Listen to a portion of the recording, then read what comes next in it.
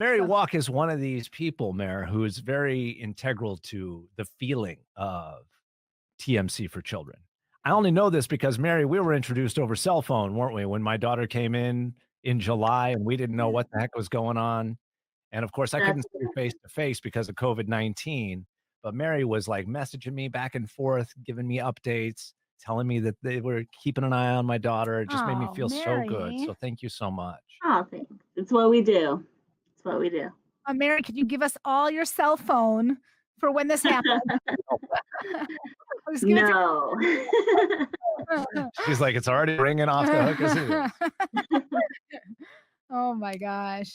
Well, it's interesting too. You have this story. I think we've experienced a lot over the years in doing the Mixed Miracles Radiothon that people who are patients or who have family members who go to TMC, their lives are forever changed and in ways that are often really good because as a patient or the parent of a patient, you witness the miracles that are going on. And the next thing you know, you're motivated to become part of it. You want to give back too. You want to help out. Is that what happened to you, Mary? Yeah, absolutely. So I have 16-year-old twins who were born prematurely. They were born at 30 weeks and they spent 10 weeks and one of them was 11 weeks in the NICU. And when I was at their bedside every day, almost 24/7, um, I just was looking at the work that these nurses do. And I met a student nurse who was in a accelerated nursing program. And I was like, this is cool. I could do this. And I would really love to do it. I think that nursing is an amazing career. And my husband said, wait a second, we have two brand new babies. You can't just go and change your career. But I worked in the financial industry. And when the stock market crashed in 2008, I was like, I enjoy my job, but I don't love it. And so I just completely took a leap of faith, started taking some prerequisites, applied for nursing school, and here I am. I really feel like this is my calling, and I love being a nurse. Mary, passion. How many people really grasp onto their passion plan and follow through? I love every bit of that story. Thank you. Thanks. It definitely had its challenges. Not coming from any kind of medical background, it was difficult, but I really let my heart and my faith guide me, and it's brought me to really a good place. So I really love it. And because of this, you're changing lives. You're Yeah, helping people's lives. I'd like to think so. Well, we know so because Thank we see the work that you're doing at TMC for children every single day. I mean, this is a place where miracles happen. This is why when you hear us say, put your money where the miracles are, that's what we're talking about. I mean, you've seen firsthand how that NICU works. You know the types of stories that are happening there, babies born prematurely. I mean, 20, 30 years ago, those kids wouldn't have had a chance. And now right. it's a standard thing. Yeah, absolutely. And I became a NICU nurse after working there. And then, so I loved it. I loved every minute of being in the NICU and working with kids. It's just really amazing work that we do here. Yeah. And you brought home two little boys, Hmm. three altogether, because you're a mom of three boys, which bless you for that, because that is not easy. uh, how, are No, your, how are your boys doing at 16 years old? they're definitely a challenge. So it's been In what way? interesting. All three of my boys have very different personalities, but we love it. Yeah. We love it. Oh my gosh. Oh my gosh. So some of the miracles that you witness, are there any people that, it's still in your heart, you think about them till this day because either it was super emotional or it was really heart-wrenching? Yeah, absolutely. In the NICU, we have this unique opportunity to really get to know not, I mean, obviously, like the patients are babies, and so it's hard to like get to know them, but you really become almost like a part of the family when you're caring for these patients. there are two particular families that, they're 4 years old, these children, and I still keep in touch with them. Just the other day, one of the moms texted me some pictures. She's like, I'm finally getting around to finishing her baby book. And this is a little gal who was born a little bit premature, but she went through several surgeries. And when she went home from the NICU, her mom and dad were like, "This is your Aunt Mary." Uh, Oh, it was really sweet, and I would babysit her from time to time because she had some special needs, and her parents were like, "Well, you obviously know how to care for her because you cared for her in the NICU." So, they were from out of town, so they would come to Tucson for follow-up visits, and I would say, "Let me watch her, and you guys can go to dinner," because they didn't have family, here in town, oh, and they didn't trust other people to take care of her because she had special needs. So it was really nice. I still keep in touch with them. Isn't that incredible? I mean, literally, we've heard people say patients and parents who've had their kids cared for at TMC for Children over the years, they become like family to me. And you've just shown that again. I mean, it's just over and over we hear these stories. Yeah, it's pretty remarkable. I mean, because you do spend so much time with them and you're there for a lot of um, really amazing milestones in these babies' lives. And it's really remarkable when, they're born so early and they have a lot of issues and you're scared sometimes that they're not going to make it. And so you're comforting them on a medical level, but also on like a very personal level too. So it's pretty amazing. I imagine that must be tough. I imagine some days aren't always great days, you know? Um, how do you deal with that emotionally, on the hard days? Because not all babies are gonna make it, no matter what you do. Do you guys laugh? Do you cry with the family? Yeah, absolutely. All of the above. And I tell my staff now that it's okay to cry because it shows that human component of what we do too. And it really shows that we care and have a connection with the families. But we rely heavily on each other too as a support system. I mean, you can go home and you have your spouse or your children, but they don't really understand, and it's really hard for them too. But we rely heavily on each other. And, one day you might need a shoulder to cry on, and the next day you might be the person whose shoulder is being cried on. And so we just kind of support each other in that way. Because one day it could be easier, not that it's ever easy to lose a patient or have a difficult surgery or path for a child, but one day you could be dealing with it a little easier and your coworker might need your support, and one day you might need that support too. Have you seen through all of what the world has been through this year an increase in that need to kind of lean on each other? Yeah, absolutely. I've asked my team, what are some of the things that we've learned from COVID? What are some positive takeaways? And all of them say teamwork. And it is remarkable because they're already such a high functioning team. When you work with kids, you have to rely on your team. You don't have to be friends, but you have to rely on your team and trust them. And a lot of them are friends, which is super fabulous. But we've even come away from COVID as a more cohesive team because you have to rely on each So, it's not like Grey's Anatomy happening there in the hospital. other. It's never like Grey's Anatomy.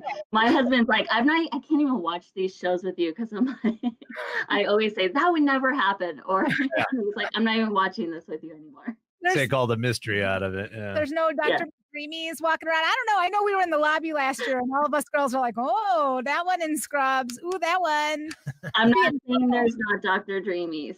I'm just saying it doesn't always happen that way. okay. Okay. Y'all are happily married. So, Totally. yeah. Mary Wach works in the pediatric department there at TMC for Children. You know firsthand how important those relationships are from the patient side. Take us to your scariest moment when your kiddos were in the NICU yourself. For me, I don't know if it was just I was young or I just had so much faith that everything was going to be okay, but I just put so much trust in the staff and the doctors. And I really never had a moment that I was super scared. Like it never crossed my mind that they might not make it. And again, maybe I was just being like pie in the sky or like I was young or what have you, but I truly put 100% of my trust um, in the staff and just trusted in my faith. But I see it all the time in patients that we have here. And I tell staff, whether this person's coming in because they stubbed their toe or they are like in full respiratory distress, that parent brought that patient here because it's their worst day. It's their emergency. So we have to treat it as such. So whether or not you think it's a big deal, it's that parent's big deal. It's that patient's big deal. And so we have to react accordingly. Yeah, it's fear, not knowing, and even part of the having to give it up to the nurses and doctors because Mhm. there's nothing more as a parent in that moment that we can do to help our child. Yeah. So that's why we're lucky to have, a hospital right here in Tucson to be able to help Tucson's kids.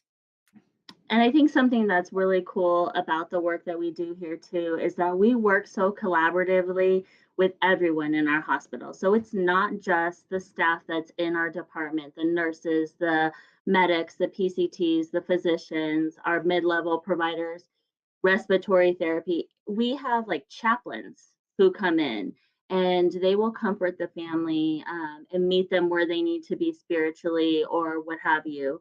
And then we can call on all kinds of resources to help us figure out what is the best way to care for not only the patient but the family, because that's what's unique about pediatrics too, is that you're caring so much for the caregiver too, and helping them take care of themselves so that they can be a part of their child's care too. It takes a whole village to care for that whole family. And fortunately, you've got an awesome village there at TMC for children. We really do. We really do.